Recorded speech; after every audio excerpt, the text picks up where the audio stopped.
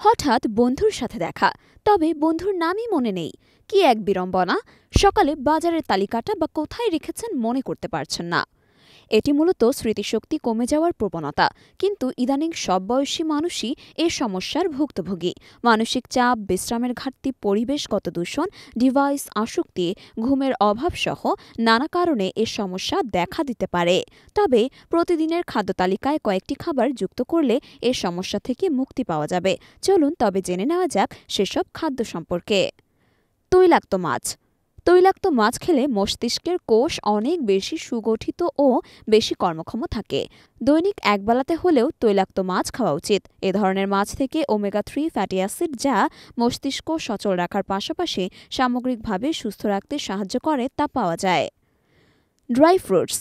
Omega-3 fatty acid, vitamin E এবং zinc সহ পুষ্টিতে সমৃদ্ধ এ ড্রাই ফ্রুটস, যা মস্তিষ্কের স্বাস্থ্যের জন্য ভীষণ উপকারী। তাই নিয়মিত আখরোট, কাজু বাদাম, চীনাবাদাম, কিশমিশ খেতে পারেন।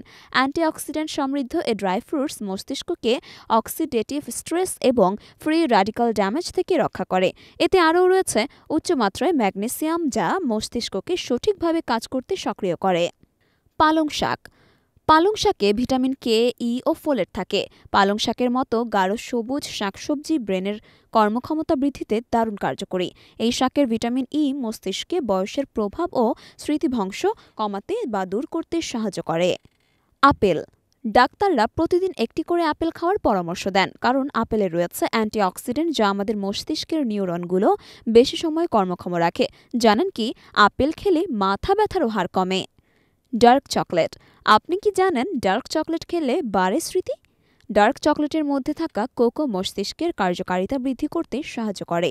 কোকোর মধ্যে থাকে প্রচুর মাত্রায় ফ্লাভোনয়েড, যা মস্তিষ্কের রক্তের সঞ্চালনা বাড়িয়ে দেয়। গবেষণায় দেখা গেছে, যারা চকলেট বেশি খান তাদের স্মৃতিশক্তি চকলেট কম খাওয়া মানুষের তুলনায় অনেক বেশি।